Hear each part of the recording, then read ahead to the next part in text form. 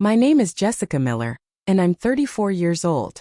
Last weekend, my mother-in-law Patricia gathered all her grandchildren at her lake house to distribute brand new iPhone 16 Pro Max devices to everyone except my 7-year-old daughter Lily. When the confusion settled and tears welled in my daughter's eyes, Patricia simply said, "Because Lily wouldn't appreciate it like the others. She's too different." 8 years of marriage into the Wilson family, and I finally understood where I stood. Before I continue with my story, I'd love to know where you're watching from today. Drop a comment below, hit that subscribe button, and let's connect as I share how I turned this heartbreaking moment into a journey of boundaries and healing. Before I married into the Wilson family, I had crafted a life I was proud of. After graduating with honors in marketing from the University of Michigan, I landed a position at a boutique agency in Chicago. By 26, I was leading my own team, creating campaigns for national brands. My parents had raised me to believe that hard work and authenticity were the cornerstones of a fulfilling life. They weren't wealthy. Dad was a high school teacher and Mom ran a small bookstore. But our middle-class home was rich with love and encouragement. I met Ryan Wilson at a charity gala my agency was hosting. He was tall, with thoughtful blue eyes and a laugh that immediately put me at ease. As the CFO of a growing tech company, he moved in circles that intimidated me initially, but he never made me feel less than. Our first date lasted 5 hours, just talking over coffee that had long gone cold. 3 months later, we were inseparable. "My mother is going to adore you," Ryan assured me as we drove to the Wilson family estate for the first time. "She appreciates independent women." The Wilson family home wasn't just a house. It was a statement. Situated on 3 acres in the most exclusive suburb of Chicago, the colonial mansion with its manicured gardens and indoor pool spoke of old money and careful preservation. Patricia Wilson, a widow for 5 years when I met her, ruled over this domain with immaculate grace and a smile that never quite reached her eyes.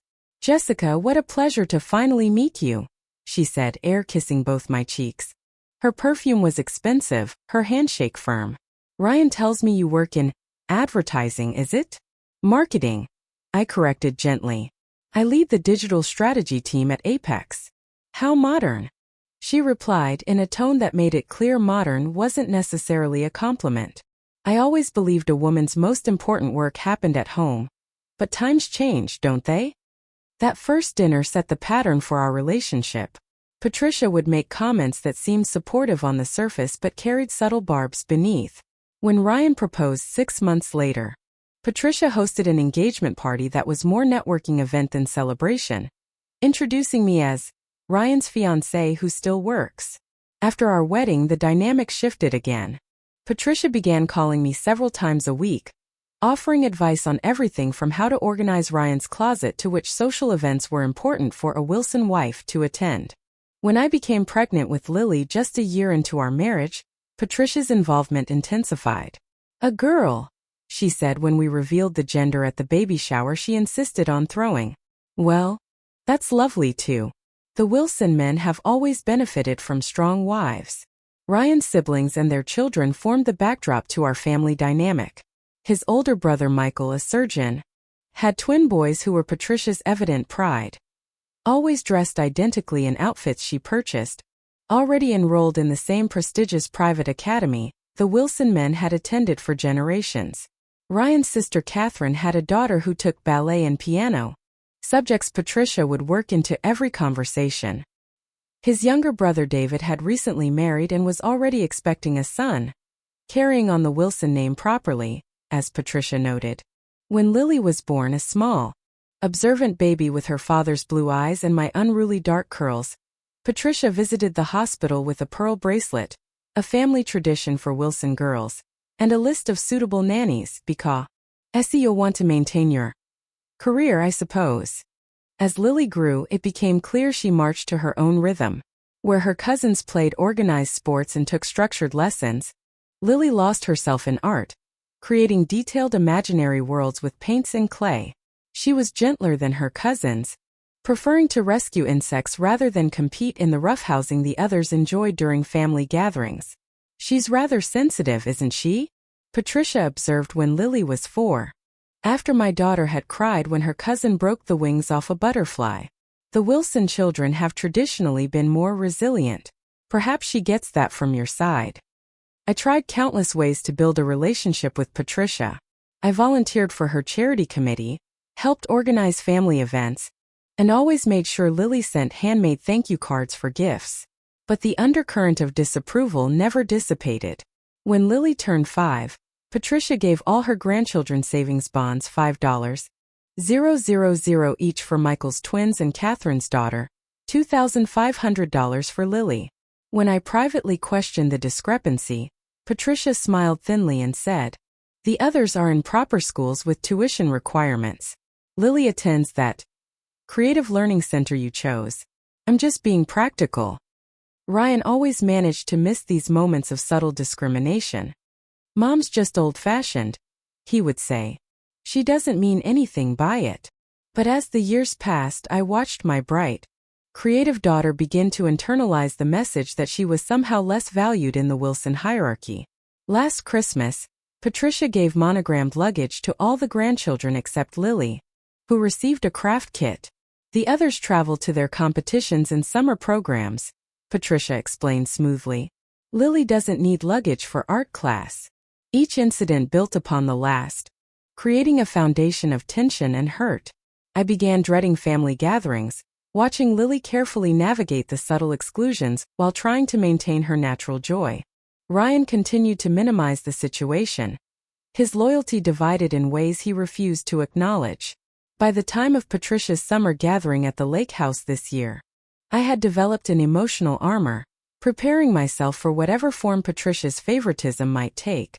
But nothing could have prepared me for the iPhone incident that would finally force everything into the open. Patricia's lake house in Door County, Wisconsin, was the setting for the annual Wilson family summer gathering. A sprawling cedar and glass contemporary with panoramic views of Lake Michigan. It served as command central for a week of carefully orchestrated family bonding each July. This year was no different. The refrigerator stocked with each person's preferences, Patricia kept detailed notes, activities scheduled with military precision, and sleeping arrangements that subtly reinforced the family hierarchy. As always, Michael's family had the premium guest suite, while Ryan, Lily and I were assigned the smaller rooms on the lower level.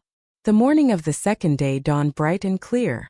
Breakfast was served on the expansive deck, Patricia's housekeeper Marta preparing Belgian waffles to order while the adults sipped coffee from Patricia's Wedgwood china.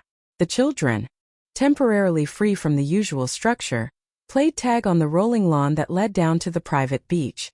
Lily had found a monarch butterfly with a damaged wing, and was carefully creating a habitat for it in a clear container, adding flowers and sugar water as she'd learned in her science club. Her cousins Michael's twins Jackson and Nathan, Catherine's daughter Sophia, and David's 2-year-old son Benjamin, were more interested in the jet skis anchored at the dock, begging their parents for rides later. "Children," Patricia called, clapping her hands precisely 3 times, her signature gathering signal. "I have a special announcement. Please come to the main living room in 15 minutes, freshened up and properly dressed." The kids scattered, Lily carefully placing her butterfly habitat in the shade before running to find me. 15 minutes later, the family assembled in the living room. Patricia sat in her usual chair, a high-backed affair that always reminded me of a throne. Beside her was a large shopping bag from the Apple Store, the distinctive logo visible to all. "As you know," Patricia began, her voice carrying the slight lilt she used for formal occasions, "I believe in encouraging excellence and responsibility in the Wilson grandchildren. You are all growing so quickly, and your accomplishments make me very proud." She nodded to Michael's wife Stephanie, who beamed in anticipation. "Jackson has won his regional tennis championship," Patricia continued, "whose art had recently been selected for a children's exhibition at the local community center. An achievement I'd specifically mentioned to Patricia. In recognition of your growth, and to prepare you for your continued achievements, I have decided it's time for each of you to have the tools of the modern world." With theatrical timing, Patricia reached into the shopping bag and withdrew a glossy box containing an iPhone 16 Pro Max, the latest model, released just a month earlier. "Jackson, this is for you," she said, handing him the midnight blue device. I've already loaded it with educational apps and your tennis schedule. Jackson, 11 years old and already cultivating his father's confident demeanor, stepped forward to accept the gift with practiced gratitude. Nathan, yours is here. In forest green, your favorite color. Nathan's face lit up as he took the phone, immediately examining its features. Sophia, this rose gold one is for you. I've made sure it has storage for your music compositions. Sophia, 9 years old and already poised like her mother, curtsied slightly as she accepted her gift. And for Benjamin, although he's too young to use it now, I've secured the same model to be kept by his parents until he's ready. The Wilson grandchildren should always be equals in opportunity. The words hit me like a physical blow. I felt Lily stiffen beside me, her small hand gripping mine tighter. The room fell silent as the obvious omission hung in the air. Lily looked around in confusion, then up at me with a question in her eyes that broke my heart. Ryan shifted uncomfortably beside us but said nothing. Grandma Patricia, Lily said in her clear, small voice that suddenly seemed to fill the room, did you forget about me? Patricia's smile didn't waver, but her eyes hardened almost imperceptibly. Of course not, Lily dear. I've simply chosen a different gift for you, more suited to your interests. But the kind of generic gift you might give a casual acquaintance's child. Lily's face crumpled in confusion, but she'd been raised with manners. Thank you, Grandma, she said quietly, accepting the coloring book while her cousins excitedly compared their new phones. Patricia, I said, struggling to keep my voice steady, may I ask why Lily is the only grandchild not receiving a phone? The room fell silent again. Michael suddenly became very interested in helping his sons with their phone settings. Catherine busied herself with Sophia's hair ribbon.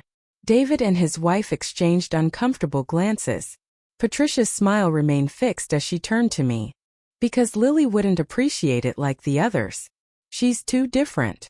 The pause before different carried a weight of judgment that everyone in the room could feel. The implication was clear. Lily's artistic talents, her gentleness, her unique way of seeing the world didn't count as achievements in Patricia's ledger. I felt a hot flush of anger rise from my chest to my face, but before I could respond, Ryan placed a warning hand on my arm. Mom, I think Lily has shown plenty of responsibility, he said. But his tone was placating rather than confrontational. Maybe we could discuss this later? There's nothing to discuss, Patricia replied smoothly. Now, who would like lemonade on the deck? Marta has prepared her special recipe. As the family awkwardly shuffled toward the deck, I knelt beside Lily, whose eyes were brimming with tears she was trying valiantly to hold back. Sweetheart, why doesn't Grandma Patricia like me, Mommy? Is it because I'm not good at the things my cousins do? I pulled her close, her small body shaking with silent sobs. No, baby. You are perfect exactly as you are. Grandma Patricia just doesn't understand how special your gifts are. As I held my daughter, I could hear the excited chatter from the deck above us, the other children comparing their phones, Patricia's voice instructing them on features, the adults joining in the celebration. We sat apart, literally and figuratively below the family, as waves lapped at the shore. Your art makes the world more beautiful, I whispered to Lily. Never forget that. But as we sat there, I couldn't help wondering how many more moments like this my daughter would have to endure, and how much more I could ask her to bear in the name of family harmony. The drive home from the lake house was filled with the kind of silence that has weight and texture. Lily had fallen asleep in the back seat, emotional exhaustion finally claiming her after the long day. Ryan kept his eyes fixed on the road, his knuckles white on the steering wheel. I stared out the window, watching the Wisconsin countryside blur past, replaying the moment of Patricia's explanation over and over in my mind. Because Lily is too different. Each time the memory surfaced, I felt a fresh wave of anger and hurt on behalf of my daughter.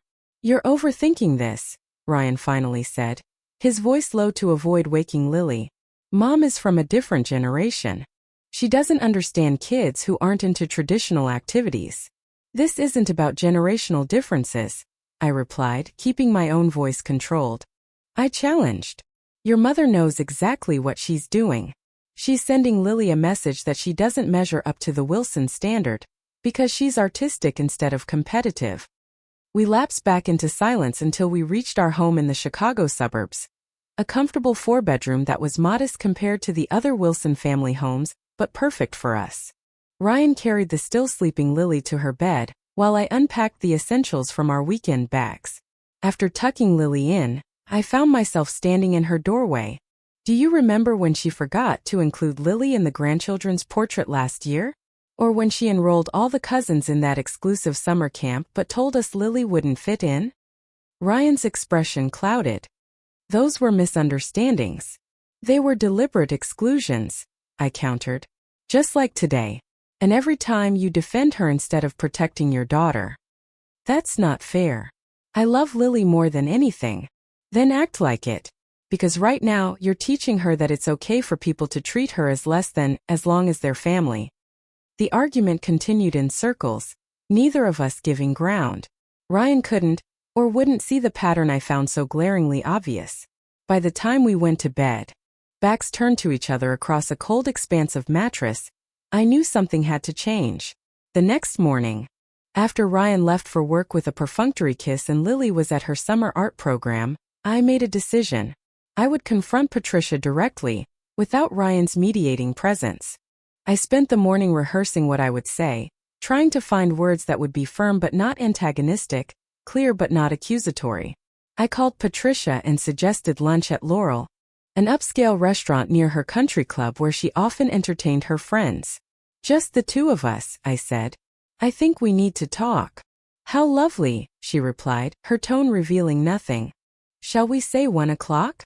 Patricia was already seated when I arrived, immaculate in a St. John knit suit, her silver hair perfectly styled.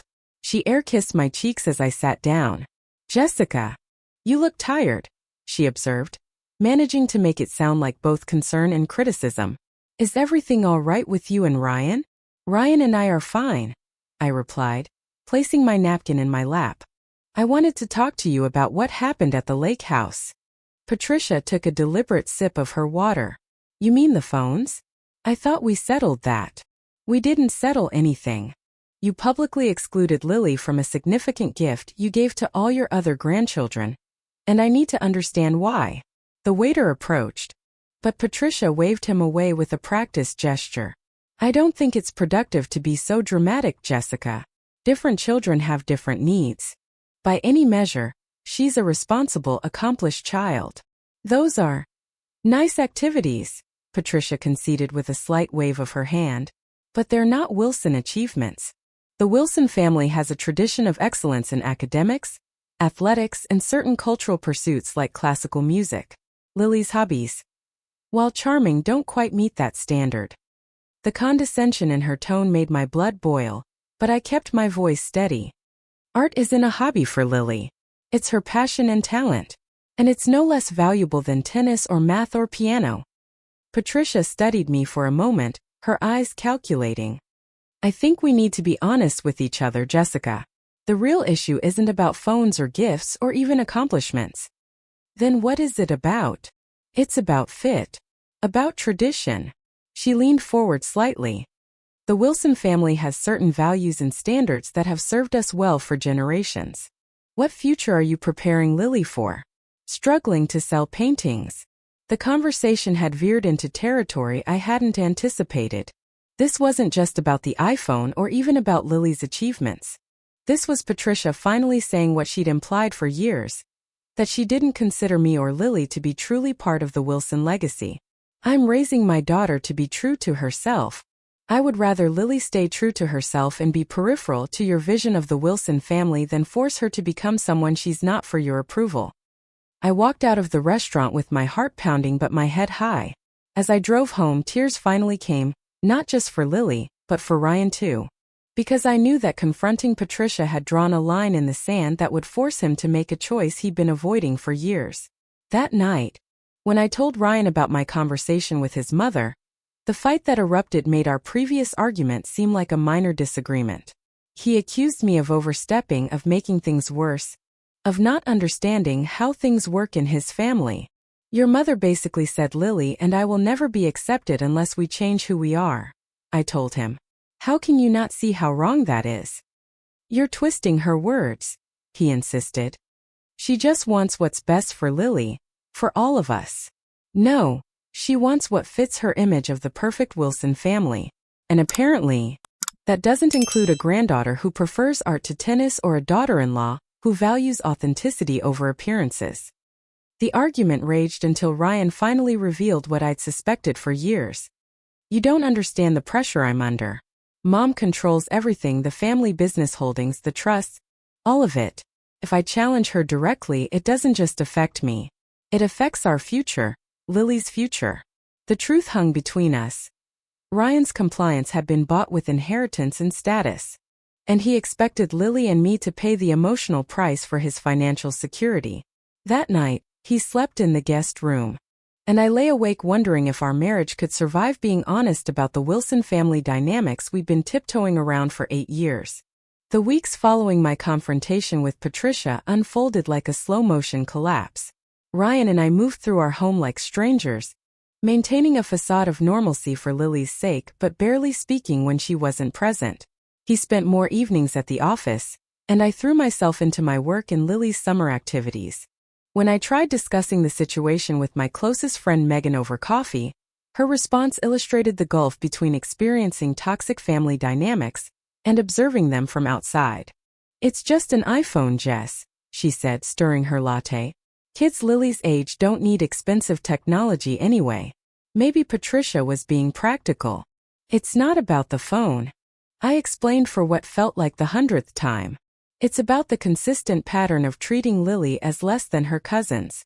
About sending her the message that she's not good enough because she's different." Megan shrugged, her expression skeptical. "All families have drama. The Wilsons are loaded. Keeping the peace seems worth it for Lily's future. Patricia won't live forever, right?" I left our meeting feeling even more isolated. How could I explain the death by 1,000 cuts that Lily and I had experienced?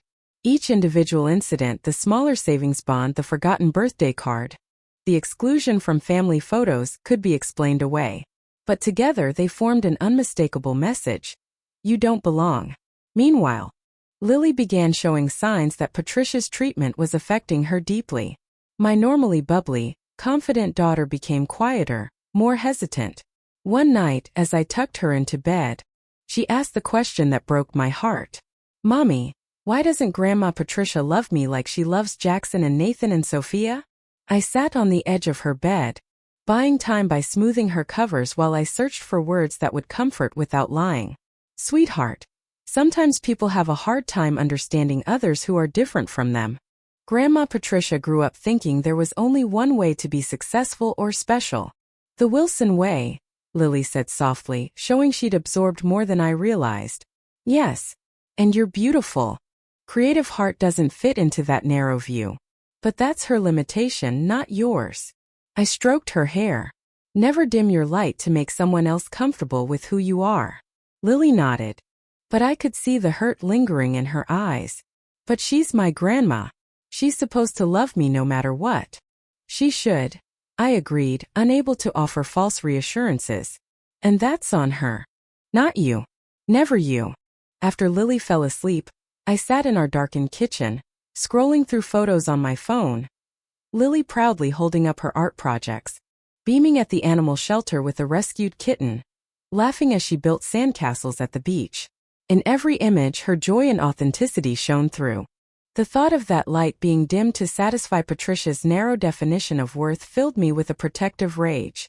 While Ryan and I were barely communicating, Patricia had escalated her campaign. She began organizing family events without explicitly including us. Sunday brunches we learned about through Ryan's siblings' social media posts. A cousin's trip to the Museum of Science and Industry that Lily discovered when Jackson mentioned it during a chance encounter at the grocery store. "I assumed Ryan told you," was Patricia's standard response when confronted. Or perhaps I thought Lily wouldn't be interested since it wasn't art-related. Ryan made weak excuses for his mother but attended some of these events alone, claiming it was easier that way. Each time he returned home with stories of family bonding that excluded Lily, the chasm between us widened.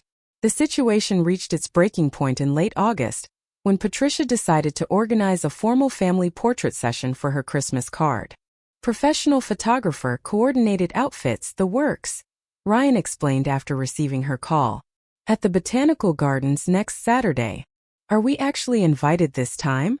Asked, unable to keep the bitterness from my voice.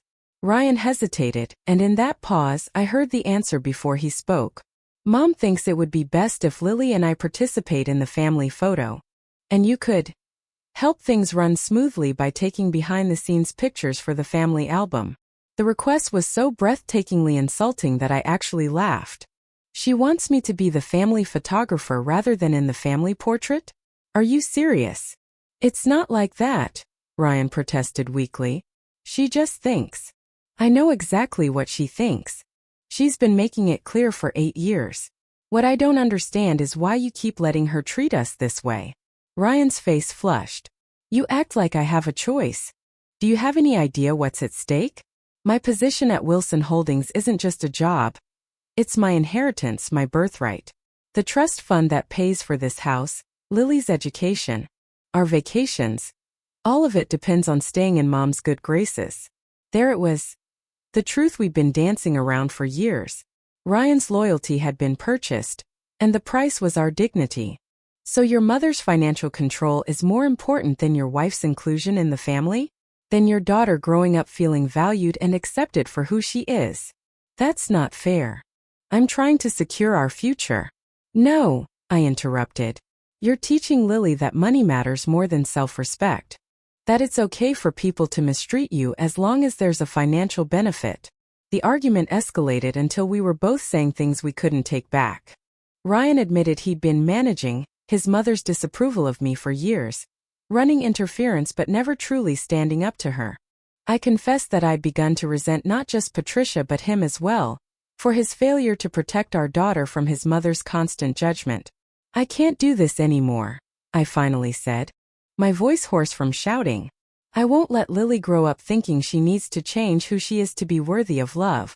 If you can't set boundaries with your mother, that's your choice. But it doesn't have to be ours. That night, while Ryan slept in the guest room again, I called my sister Amanda in Milwaukee. Through tears, I explained the situation and asked if Lily and I could stay with her for a while. Pack your bags, she said without hesitation. Your room will be ready. The next morning, I waited until Ryan left for work, then took the day off to pack essentials for Lily and myself.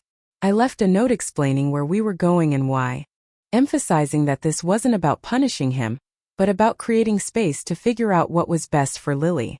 When I picked Lily up from her summer art program that afternoon, I explained as gently as I could that we were going to have a special vacation with Aunt Amanda for a while. Is Daddy coming too? She asked, immediately perceiving the gravity beneath my casual tone. Not right now, sweetheart. Daddy and I need some time to figure out grown-up things. But he loves you very much. And you'll talk to him every day. As we drove north toward Milwaukee, Lily quiet and confused in the back seat, I caught sight of my face in the rearview mirror. Behind the exhaustion and sadness, I saw something I hadn't expected: relief. For the first time in 8 years, I wasn't bracing for the next slight, the next exclusion. The next time I'd have to comfort my daughter for not being Wilson enough. Whatever happened next, we were breaking free from a cycle that had been slowly crushing Lily's spirit. And despite the uncertainty ahead, that felt like the first right step in a very long time. Amanda lived in a charming craftsman bungalow in Milwaukee's Bayview neighborhood, just blocks from Lake Michigan. Her home was the opposite of Patricia's perfectly staged environments, comfortable furniture designed to be used, walls covered with eclectic art collected during her travels as a photojournalist, and a general philosophy that spaces should serve people rather than impress them. The guest room is yours for as long as you need, she said, helping us carry our bags inside. And I cleared out my office so Lily can have her own space. The small room she'd converted for Lily had a desk by the window overlooking the garden, a twin bed with a colorful quilt, and most touchingly, an easel and art supplies arranged in the corner. I figured my niece would want to keep creating, Amanda explained when Lily gasped with delight at the setup. Maybe you can teach me some of your techniques. That first evening established the pattern of our stay, Amanda providing practical support while giving us space to process, Lily adapting with the resilience of childhood. and me oscillating between certainty I'd made the right decision and terror about what would come next. Ryan called that night, his voice tight with anger and confusion. "You can't just take our daughter and leave, Jessica. That's not how marriage works."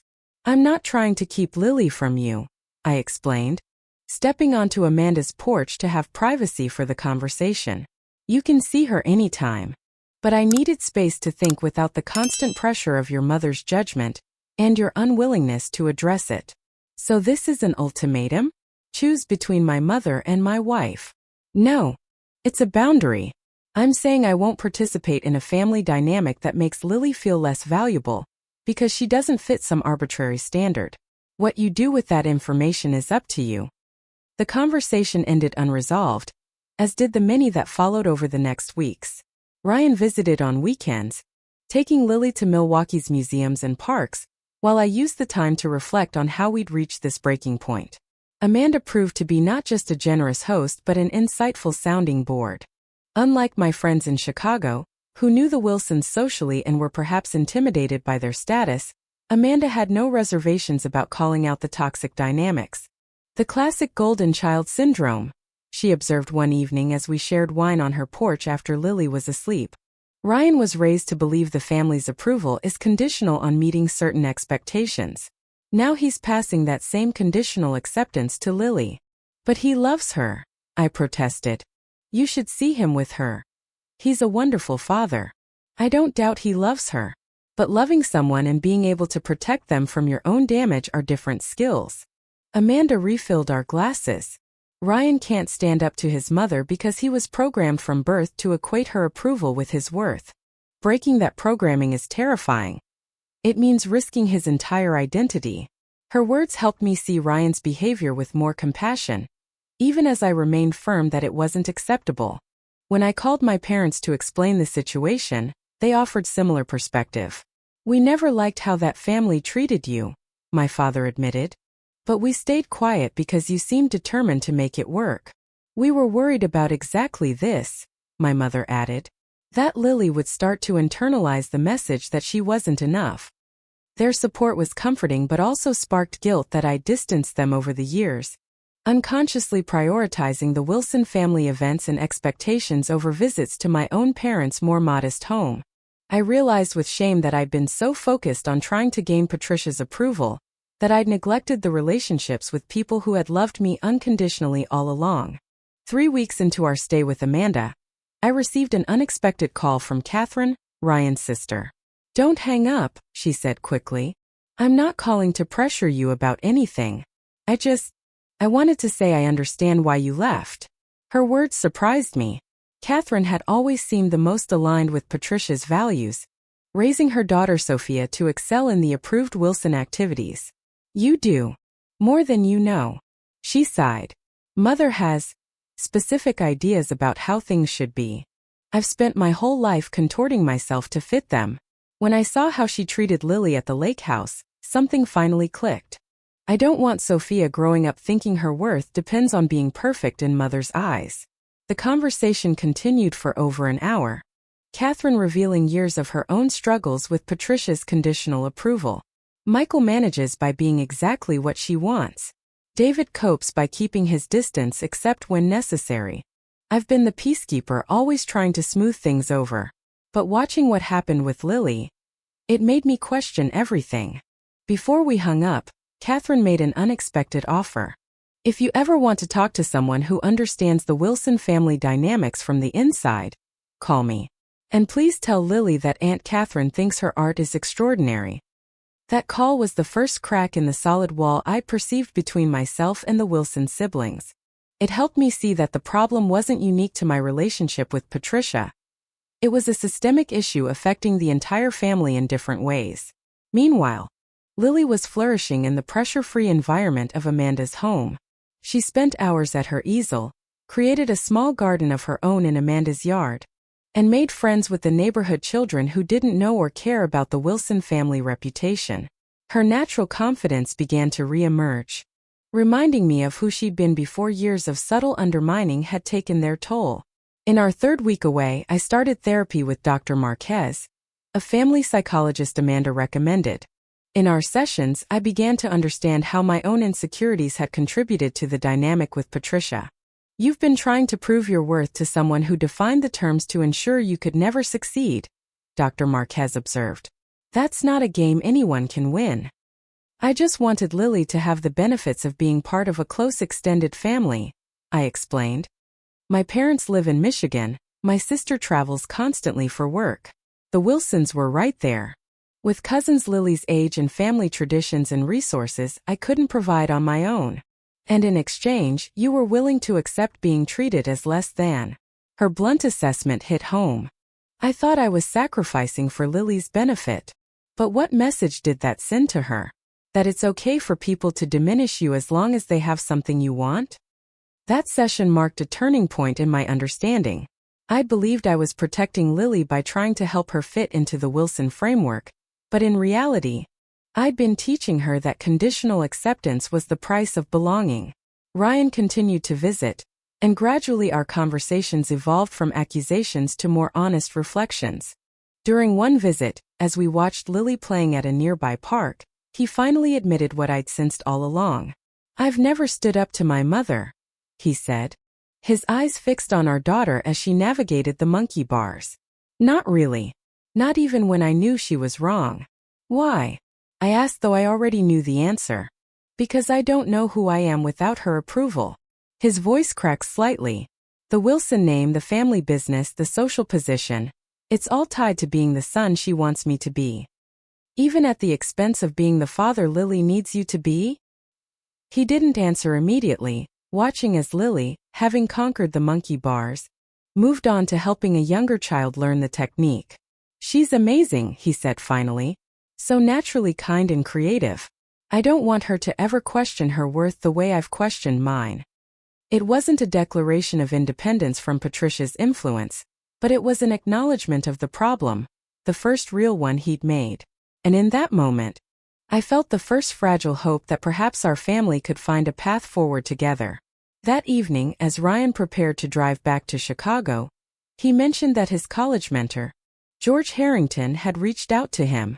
He was Dad's best friend before he died, Ryan explained. He wants to have lunch next week. Says it's important.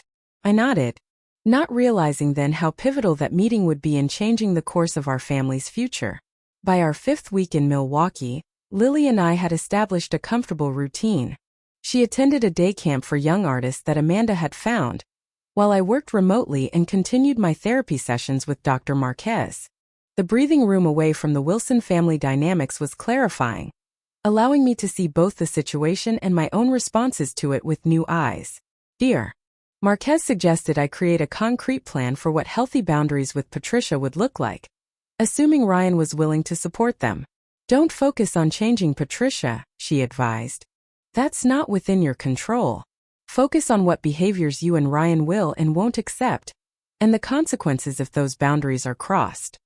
I spent evenings after Lily was asleep drafting this plan, considering what was truly important versus what could be let go. The iPhone incident had been a flashpoint, but the real issue was the consistent message that Lily was less valued because of who she intrinsically was. Any path forward has to include respect for Lily's nature and gifts. I explained to Ryan during one of his visits. That's non-negotiable. He nodded, more receptive than he'd been before. I had lunch with George Harrington yesterday, he said. It was illuminating. George had been his father William's closest friend since their college days, the best man at his wedding, and godfather to Ryan's older brother Michael. After William's death from a heart attack 9 years ago, George had maintained a respectful distance, knowing Patricia preferred to manage the family affairs herself. George said he reached out because he'd heard rumors about tension in the family, Ryan explained. Apparently Catherine called him, concerned about what happened with Lily. The lunch had turned into a 3-hour conversation in which George shared perspectives on the Wilson family that Ryan had never heard before. He told me that Dad always struggled with Mom's controlling nature, Ryan said, his voice quiet with revelation. That their marriage hit rough patches whenever Dad tried to break from the script she'd written for the family. George had shared that William had been concerned about how Patricia's rigid expectations affected their children, especially Ryan, who as the middle child had always tried hardest to please her. George said Dad made him promise to look out for us if anything happened to him, Ryan continued, to make sure we lived authentic lives, not just the ones Mother prescribed. I think he's felt he failed that promise, and Catherine's call gave him the push to finally speak up. The conversation with George had forced Ryan to confront the patterns he'd normalized his entire life. He asked me if I was willing to do to Lily what Mother had done to me. Make her believe her worth depended on meeting someone else's standards. This external perspective from someone his father had trusted seemed to reach Ryan in a way my arguments hadn't been able to. For the first time, he was seeing his mother's behavior not as normal family dynamics, but as a controlling pattern that had affected generations. Ryan's newfound clarity led to a bold suggestion. I think we should reach out to Michael and David directly, without Mother's involvement. See if they've experienced similar concerns. This marked a significant shift. The Wilson siblings operated largely through Patricia, who controlled the flow of family information. Direct communication about sensitive matters was rare. Over the next week, Ryan had individual conversations with his brothers. Michael, the eldest and always the most aligned with Patricia's values, was initially defensive but eventually acknowledged frustration with their mother's need to control every aspect of the family. He admitted he's worried about how his boys are being shaped by Mother's expectations, Ryan reported. They're already anxious about disappointing her, and they're only 11.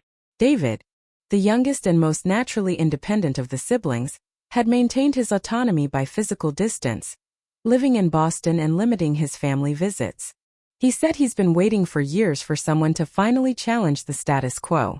Most surprisingly, Ryan's conversations revealed that Catherine's husband Jim had been raising concerns about Patricia's influence on their daughter Sophia for years. Jim told Catherine that Sophia seems more worried about pleasing Grandma than developing her own interests, Ryan explained. He's been pushing back privately, but Catherine was afraid of rocking the boat. These conversations created an unexpected alliance among the Wilson siblings and their spouses, all privately harboring similar concerns but each believing they were alone in questioning Patricia's authority over the family. With my boundary plan and the siblings' support, Ryan scheduled a session with a family therapist specializing in intergenerational conflict. Dr. Bennett helped us refine our approach, emphasizing the need to present a united front and focus on future behavior rather than past grievances. Patricia has operated as the unchallenged authority for decades, Dr. Bennett explained. She won't relinquish that role easily. Expect resistance, even manipulation. The key is consistency and consequences. Armed with professional guidance and family solidarity, Ryan took the lead on confronting Patricia. He chose to do it during the monthly family dinner she hosted at her home, ensuring all siblings and their spouses would be present. I returned to Chicago for this crucial meeting, leaving Lily with Amanda for the weekend. The night before the dinner, Ryan and I stayed up late, reviewing our approach and preparing for various scenarios. Are you sure you're ready for this? I asked him, seeing the tension in his shoulders. Once we do this, there's no going back to the way things were. I'm not just ready, he replied with new resolve. I'm overdue. George helped me see that this isn't just about standing up to Mother. It's about honoring what Dad would have wanted for us. For Lily. The dinner began like any other Wilson family gathering, formal place settings, Patricia presiding at the head of the table, carefully orchestrated conversation about approved topics. The children were in the playroom with the nanny, allowing the adults to speak freely. After the main course was cleared, Ryan cleared his throat. Mother, there's something important the four of us need to discuss with you. Patricia's perfectly shaped eyebrows rose slightly. The four of you? Michael, Catherine, David, and myself, Ryan clarified. And our spouses. It concerns how this family functions and some changes that need to happen. Patricia set down her water glass with deliberate precision. This sounds rather dramatic, Ryan. We've allowed a dynamic to develop where your approval determines everyone's worth in this family, where the kids are valued based on how well they fit your narrow definition of success. Patricia's face hardened. I have standards for this family because I care about your futures. About the Wilson legacy. The Wilson legacy should be about integrity and authenticity, Not conformity, Michael interjected, surprising everyone with his directness. Dad would have wanted that. Patricia's hand tightened around her napkin. William understood the importance of upholding family traditions. Dad understood the importance of accepting people for who they are, Catherine countered quietly. I found his letters to George Harrington. He was concerned about exactly this, that your need for control was harming us and would eventually harm the grandchildren. The mention of George Harrington and the letters visibly shook Patricia. Her carefully maintained composure cracked for a moment before she regained it. I don't know what George has been telling you, but your father fully supported my vision for this family. That's not true, Mother, David said. And I think you know it. Ryan leaned forward, his voice firm but not unkind. We're not here to attack you. We're here because we love you and we want this family to heal. But that requires change. Real change. For the next hour, each sibling spoke honestly about the impact of Patricia's controlling behavior on their lives and their children. They presented the boundaries they had collectively agreed upon, including 1. No more disparate treatment of the grandchildren based on their interests or personalities. 2. No manipulation using financial leverage or inheritance threats. 3. Respect for each family's parenting decisions without interference. 4. Equal inclusion of all family members in events and traditions. 5.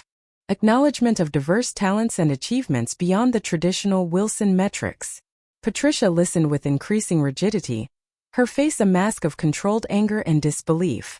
When everyone had spoken, she stood abruptly. I see you've all made up your minds to stage this intervention. Very well. If you choose to reject my guidance and the traditions that have made this family what it is, you should also be prepared to reject the privileges that come with it.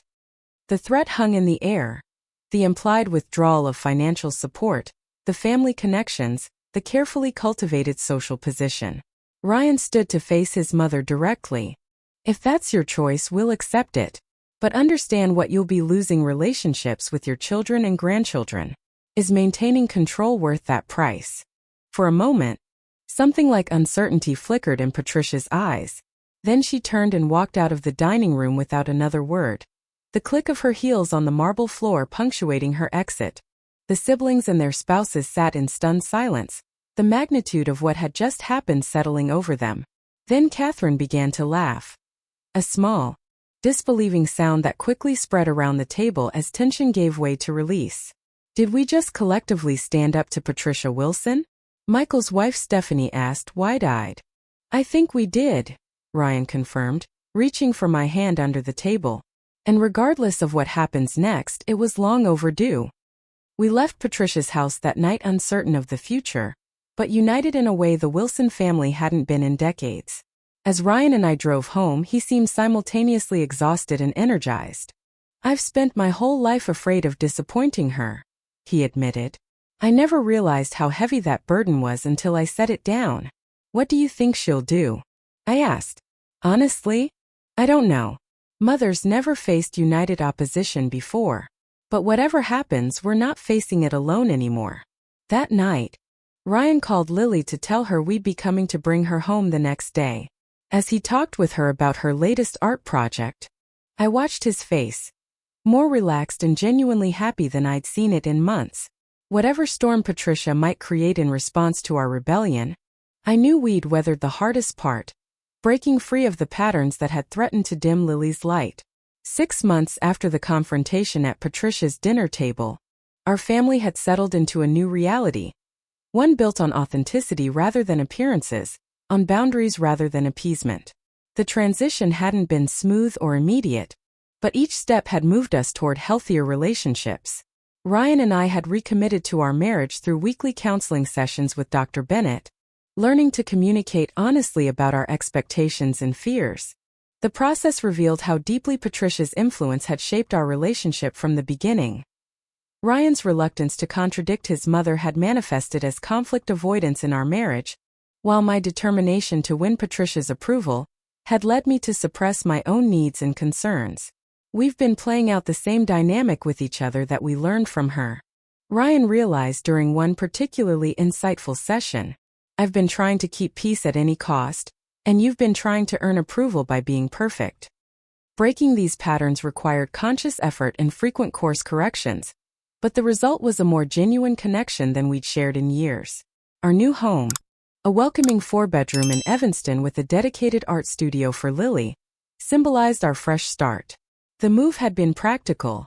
The house was closer to both our workplaces, but also symbolic, creating physical distance from the Wilson family compound in Lake Forest, where Patricia's influence had always felt most oppressive. Patricia's initial response to the family rebellion had been exactly what we'd feared: freezing out all 4 siblings, canceling family events, and making vague threats about revising her estate plans. For 3 months, communication had been limited to formal emails about business matters and terse birthday acknowledgments for the grandchildren. Ryan had struggled with the estrangement but remained resolute. "She's testing our boundaries," Dr. Bennett explained during a session, waiting to see who will break first and return to the old patterns. The breakthrough came surprisingly through Lily. For her 8th birthday in January, she had created special watercolor cards for each family member, including a particularly beautiful one for Grandma Patricia, featuring the lake house garden in vibrant detail. "Should we send it?" I asked Ryan, concerned about exposing Lily to further rejection.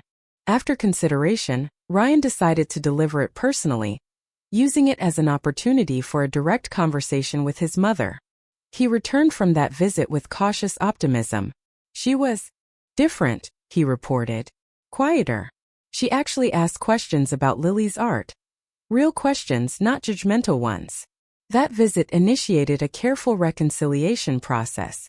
Patricia, perhaps recognizing she had more to lose than gain by maintaining her hardline position, began making small concessions. She requested a meeting with all 4 siblings without spouses present, baby steps, as Catherine put it, where she acknowledged, if not apologized for, her controlling behavior. "Mother will never say she was wrong," Michael explained after that meeting, "but she did say she may have been too rigid in her expectations, which for her is practically falling on her sword." By April, Patricia had agreed to the family's core boundaries, though testing them remained an ongoing process. The most significant test came when she asked to visit our new home and spend time with Lily. "I'd like to get to know her better," she said during a phone call with Ryan. "On her terms, not mine." We agreed but established clear parameters. The visit would be brief, both Ryan and I would be present, and any critical comments about Lily's interests or our parenting would end the visit immediately. To our surprise, Patricia accepted these conditions without argument. The afternoon of her visit, I felt the old anxiety resurface as I straightened our already immaculate home. Ryan noticed and gently took the throw pillow I was adjusting for the 5th time. "Remember, we're not seeking her approval anymore," he reminded me. "This is about her fitting into our lives, not us fitting into her expectations." Patricia arrived precisely on time, dressed more casually than I'd ever seen her, in slacks and a simple blouse rather than her usual formal attire. She brought a gift. Not the expected expensive but impersonal item, but something that showed actual thought. A professional quality art tablet, the kind Lily had admired in her art class. "I asked her teacher what would be appropriate," Patricia explained, sounding almost nervous. "I hope it's suitable." Lily's reaction was cautious but hopeful. The wounds of exclusion hadn't healed completely. The hour that followed was surreal. Patricia Wilson sitting on a paint-splattered stool in Lily's art space, listening attentively as her granddaughter explained her current projects.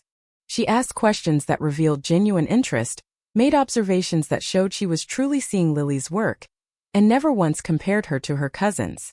Before leaving, Patricia turned to Ryan and me. "I've made many mistakes," she said, the admission clearly difficult for her. "I'm learning to do better." It wasn't an apology, but from Patricia Wilson, it was revolutionary. The following week, Patricia did something none of us expected. She enrolled in a grandparenting class recommended by her country club friend whose daughter was a family therapist. "It's important to stay current with modern approaches," she explained when Catherine expressed surprise. The old Patricia would never have admitted she had anything to learn about family relationships. Our healing journey extended beyond the immediate family. I reconnected with my parents, making regular trips to Michigan and ensuring they had quality time with Lily. The contrast between their unconditional acceptance and Patricia's conditional approval reinforced the values we wanted to center in our family life. Ryan's relationship with his siblings deepened as they supported each other in maintaining boundaries with Patricia. Their shared experience had created a genuine bond beyond the obligatory family connection Patricia had orchestrated. The cousins, too, began developing more authentic relationships as the pressure to compete for Patricia's approval diminished. Perhaps most significantly, I founded a support group for others navigating toxic family dynamics, meeting monthly at a community center near our home. Breaking the pattern provided a space for sharing experiences and strategies, helping me transform my personal struggle into a resource for others. You've helped me understand I'm not crazy for wanting boundaries with my father-in-law, one member told me after a particularly powerful session. My husband is starting to see the pattern too. Because of the tools you've shared. The work of maintaining healthy family boundaries was ongoing. Patricia occasionally tested the limits, especially around holidays and family traditions, but each instance became an opportunity to reinforce our values, rather than a crisis that threatened to unravel our progress. By summer, exactly 1 year after the iPhone incident that had catalyzed our family revolution, we gathered at the lake house again, this time with clear expectations and agreements in place. The dynamic was noticeably different. The grandchildren played together without the undercurrent of competition. The adults conversed more naturally, without constantly deferring to Patricia's opinions. And Patricia herself, while still recognizably Patricia, precise, opinionated and formal, showed glimpses of a warmer, more flexible person beneath the carefully maintained facade. The most telling moment came during the talent show the grandchildren decided to organize on the last evening. In the past, such performances had been carefully curated to showcase the approved Wilson talents: Jackson's tennis trophy presentation, Sophia's piano recital, Nathan's science project explanation. This year, the children directed the show themselves. Jackson performed a surprisingly good magic trick he'd learned at summer camp. Sophia sang a pop song instead of classical piano. Nathan demonstrated skateboard moves he'd been practicing. And Lily displayed her latest painting. An impressive portrait of the entire Wilson family gathered at the lake house, capturing each person's essence with remarkable insight for an 8-year-old. When Lily finished explaining her artistic process, Patricia was the first to applaud. "You have a remarkable gift, Lily," she said, her voice carrying clearly across the room. "Your perspective is special. You see people as they truly are." Later, as we packed the car for the drive home, Ryan pulled me aside. "Did you hear what my mother said to Lily? About seeing people as they truly are?" I nodded, having been struck by the same comment. "That's what my father used to say was most important in life," Ryan explained, his voice thick with emotion. "To see people as they truly are and value them for it. I'd forgotten that until just now." The moment captured our year-long journey. Patricia beginning to channel William's wisdom rather than overriding it, Ryan reconnecting with his father's values, and Lily being recognized for exactly who she was, not who anyone expected her to be.